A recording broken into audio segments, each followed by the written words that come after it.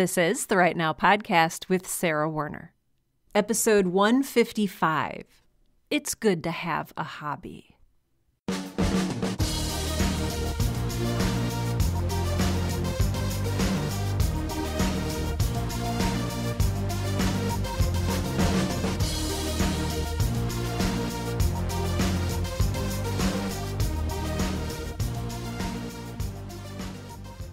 Welcome to Right Now, the podcast that helps all writers find the time, energy, and courage you need to pursue your passion and write.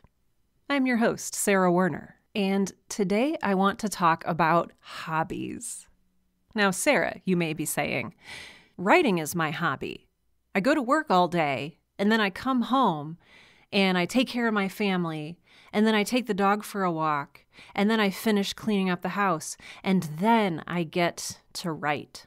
And okay, that is very valid, but I want to explore what that actually means for us as creative individuals and how we can find more, is the word enrichment? I don't know, more fulfillment and satisfaction in our lives as creative people.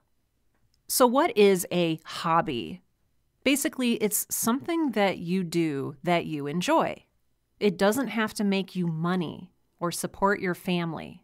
More importantly, that is free of expectation from anyone else. You can be an amateur. You can enjoy yourself. Remember joy. Remember enjoying yourself. That's a thing.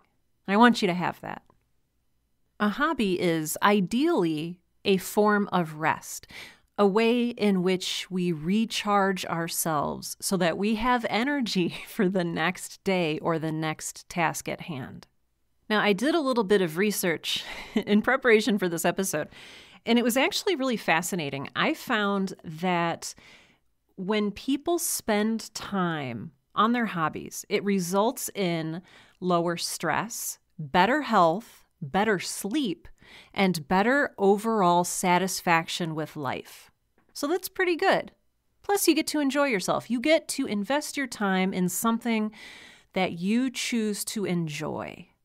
I've talked about rest on this podcast before, years ago. Specifically, episode 64 from back in 2017. If you want to go all the way back and listen to that, you can. But basically, and I am a huge hypocrite when it comes to this, apparently, rest is good for us. We are not machines who were created to constantly produce. That is not our function in life. And again, what's the opposite of preaching to the choir when I'm saying this to myself and, I still have trouble digesting and taking that advice? The idea of rest is even kind of a radical idea in our day and age. We live in a society obsessed with hustling, with hustle culture, with maximizing the time and energy you spend in any given thing to give you maximum rewards and maximum gain. People talk about their grind set, which, is like mindset, but like grindstone, and claim to work over 100 hours a week, etc., etc. Now, there's nothing wrong with wanting to do the best you can and pushing yourself to learn and grow. But when you view yourself primarily as a factory, things get a little weird. And by weird, I mean bad. Again, this is something that I struggle with myself. Believe it or not, I struggle with whether or not I deserve to rest. Now, to some of you, this might seem like the most ridiculous notion in the world, but others of you might be nodding along. Some of this comes from the Protestant work ethic. Some of it comes from the saying, the idle hands or the devil's workshop? Things that are promoted and said to encourage people to work harder for other people who then make money from that work. Idle hands are not the devil's workshop. Idle hands make cool stuff like art and music and poetry and Play-Doh sculptures. And those things are good for us and good for society.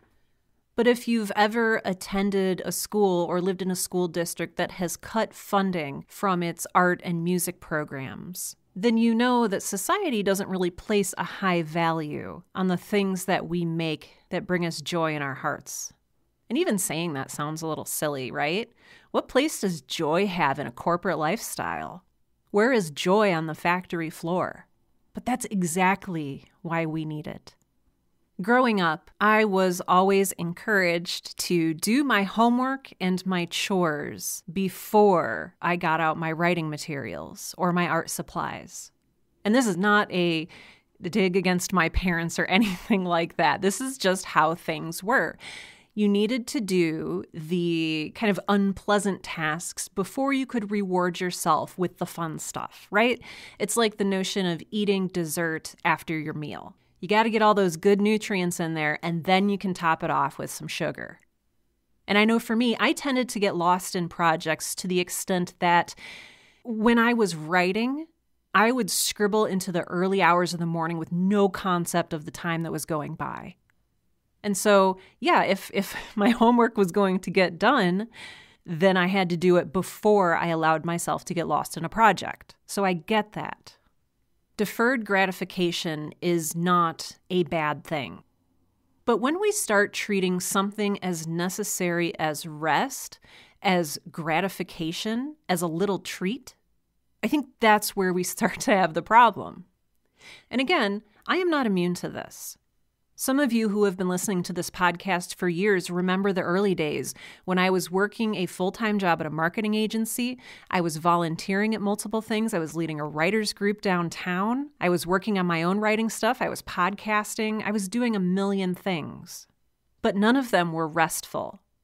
Maybe some of it also comes from wanting to prove oneself.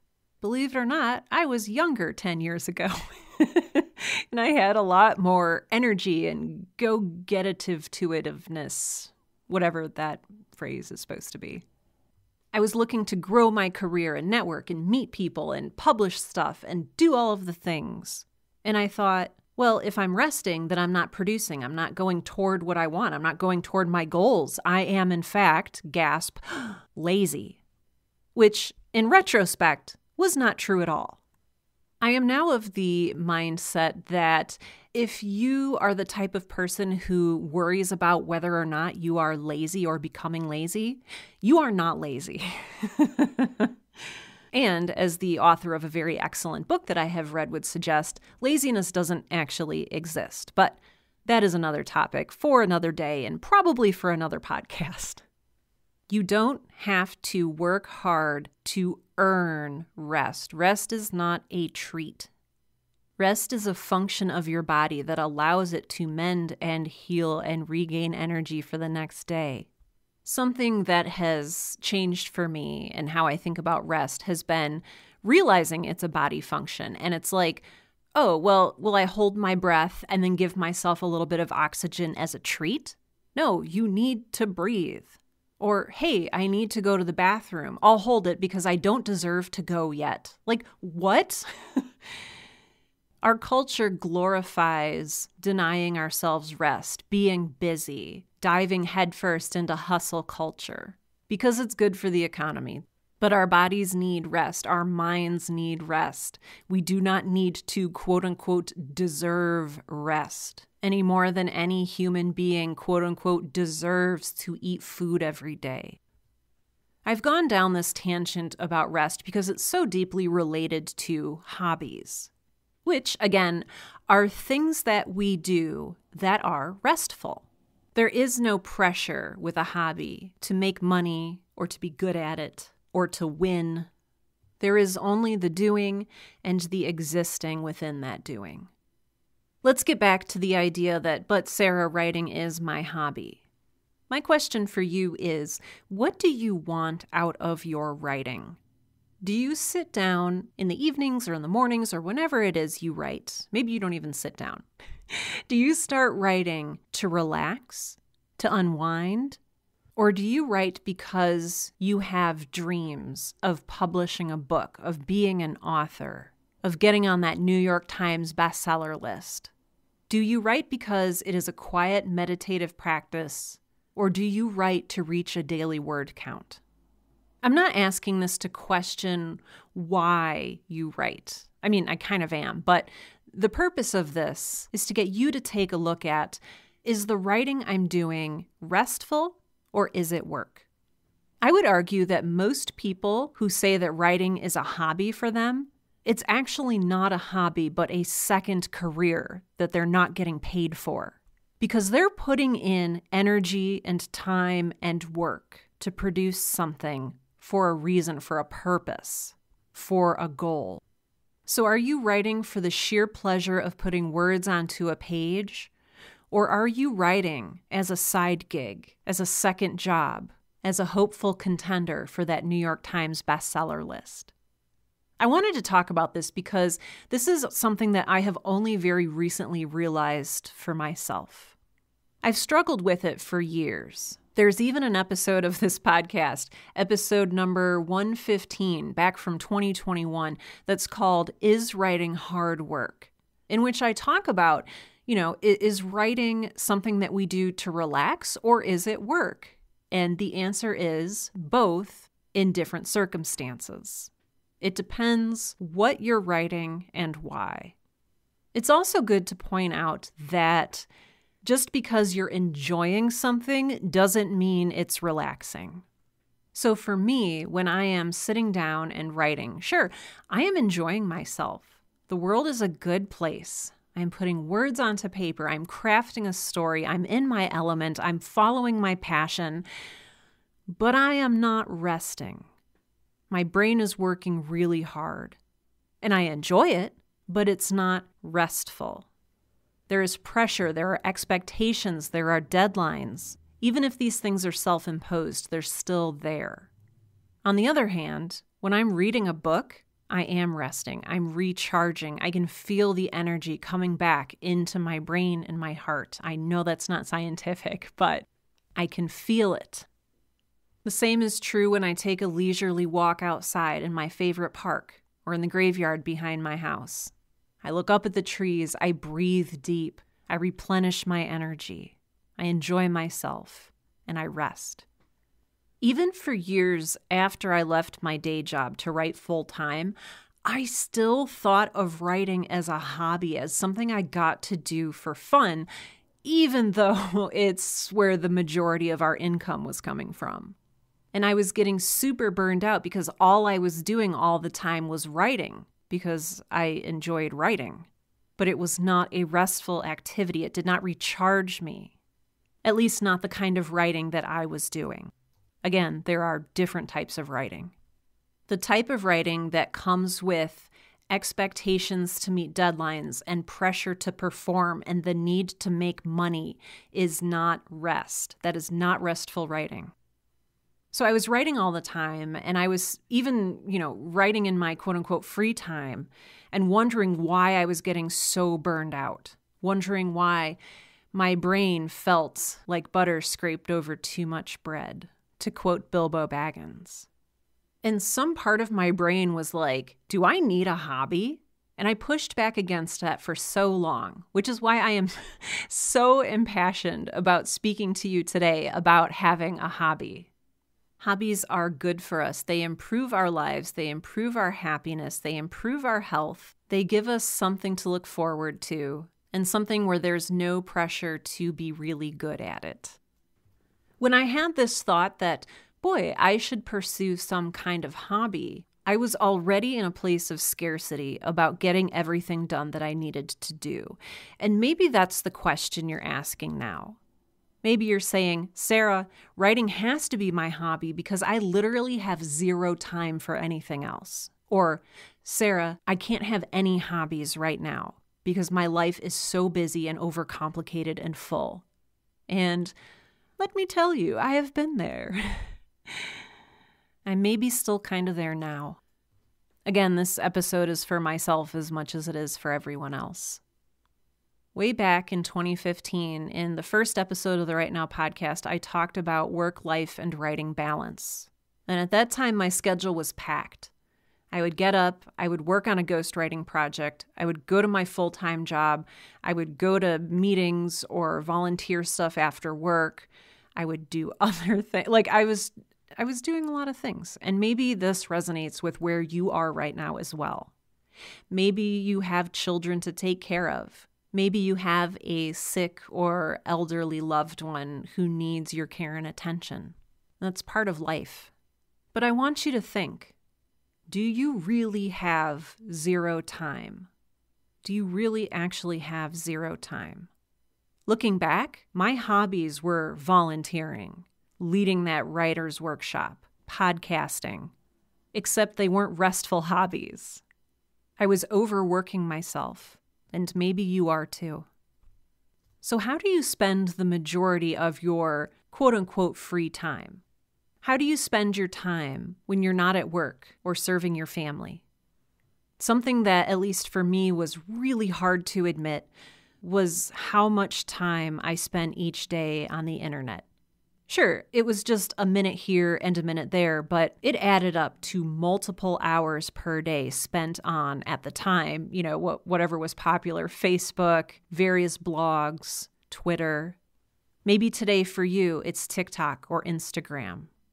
The design of social media apps, that continuous scroll, is to keep us moving through without any friction, without anything to make us stop and say, hey, I've been on this app for 46 minutes. Maybe I should go and do something else that I actually enjoy. Or if social media is your hobby right now, if that is what you spend the majority of your free time doing, that is okay. Again, if it helps you find rest, then that's your hobby, and that's great.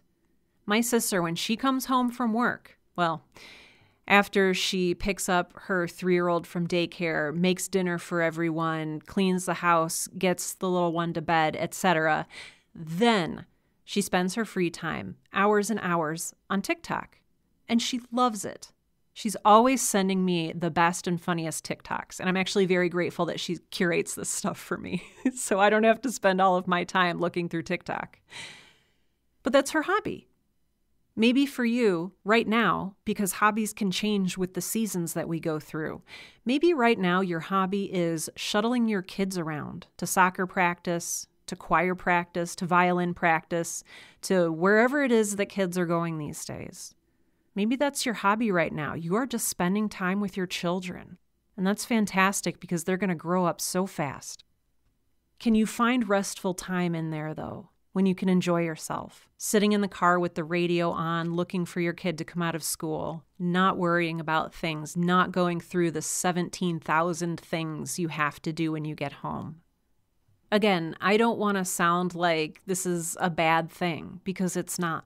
I just want you to be able to say, yes, I spend my time on social media and I enjoy it and it makes me feel rested and happy.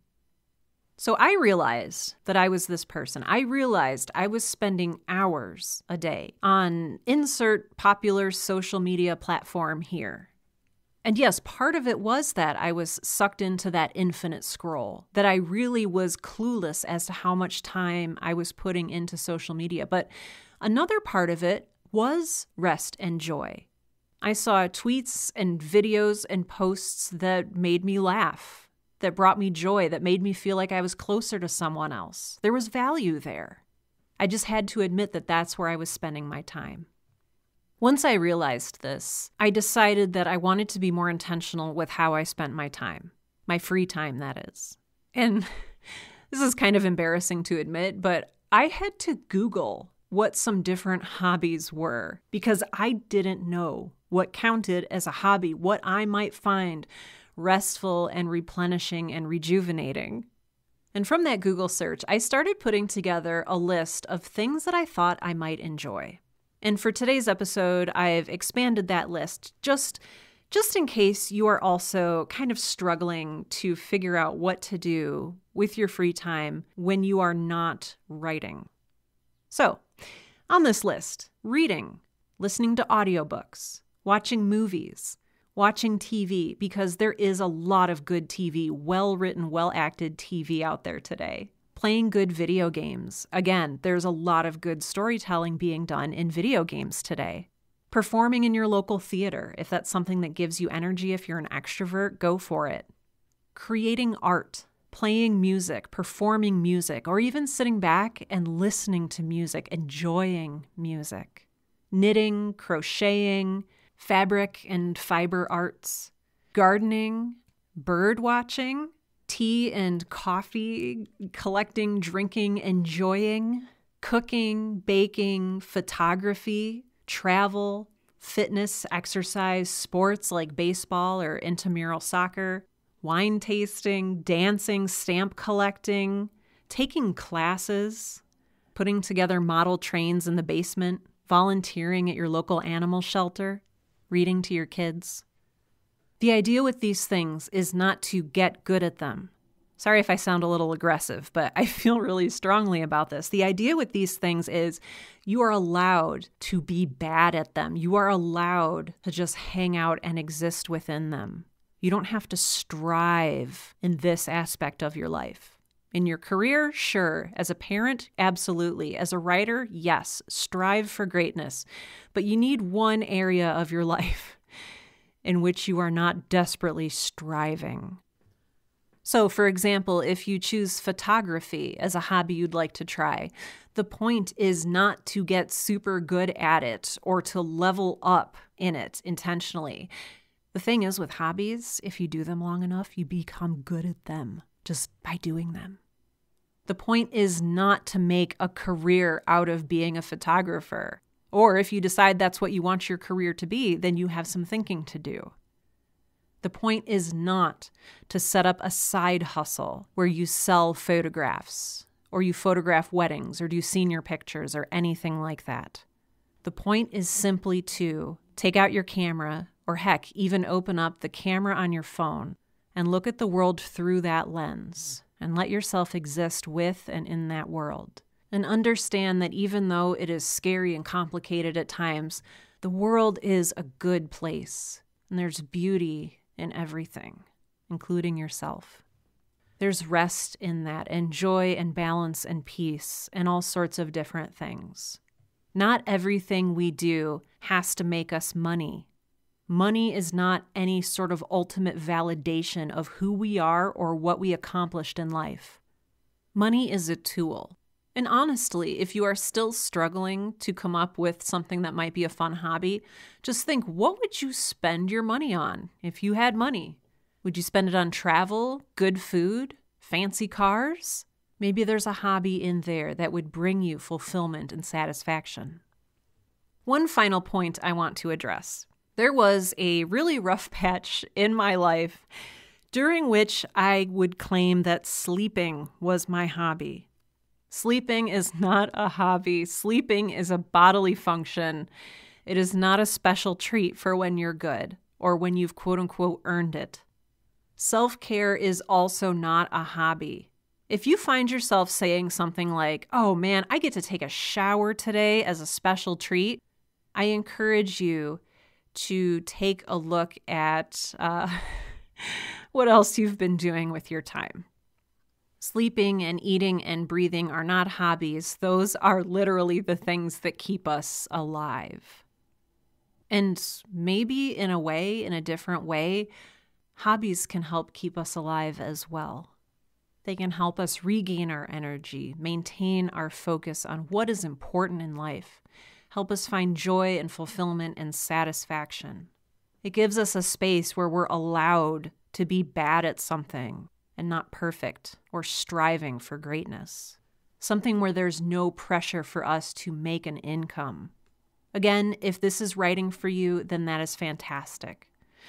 But if you're writing, if you're being honest, if your writing is actually a second paid/unpaid job in your life, I want you to look at hobbies. I want you to find something that gives you rest. Rest is not a luxury. Rest is not for the weak. Rest is something that our minds and bodies need to be strong. So before I record an episode of the Right Now podcast, I do a little bit of prep. So most of this is just me speaking into a microphone, but I do have a little sheet of paper here with some notes scribbled on it somewhat illegibly. And at the bottom here, I just have a little note to myself that says, all of Stephen King's narrators are writers because he has no hobbies. And I said that, kind of in jest. I'm sure Stephen King has plenty of hobbies, but hobbies make us a more interesting person. If you're willing to go out and try sculpting, if you are willing to go on a walk and look at the world with new eyes, if you are willing to learn what it takes to keep a tank full of turtles alive, that can make it into your writing and make things really interesting. So just a little thought there. I am able to create episodes of the Right Now podcast for you. Thank you to the generous sponsorship of several individuals. These folks donate money through Patreon, which is a secure third-party donation platform that allows folks like you to throw me $1 per episode or $2 per episode or $700 per episode or whatever seems reasonable to you. Special thanks this week go out to Laurie, Regina Calabrese, Amber Fertesi, Charmaine Ferrara, Dennis Martin, Michael Beckwith, Mike Teft, Poppy Brown, Sarah Banham, Summer, That Guy, Tiffany Joyner, and Whitney Magruder. Thank you so much for the support that you give me and this podcast. You help me to create this show ad-free for people all around the world. So thank you so much. Again, if you'd like to become a patron yourself, you can do so in the show notes for today's episode. This is episode number 154. So you just go to the show notes out on my website at sarahwerner.com. That's sarahwerner.com. Head to the show notes for this episode and scroll down to where it says support this podcast. It should be a button, unless my website's not working correctly, in which case it might just be a link. I'll also try to have a link to that in the show notes for today's episode. However, if you want to support this podcast and you do not have any money right now, oh my gosh, I feel you. There are other ways to support the show, one of them being to simply tell someone else about it. If you enjoy listening to the Right Now podcast, chances are there is someone in your life who may enjoy it as well. And it would be a lovely thing for you to recommend it to them. If they've never listened to a podcast before, show them how to download podcasts and listen to them and subscribe, all that good stuff. I truly do appreciate it. And with that, this has been episode 154 of the Right Now podcast, the podcast that helps all writers, aspiring professional and otherwise, to find the time, energy, and courage you need to pursue your passion and write. I'm Sarah Werner, and I think I'm going to go play some video games.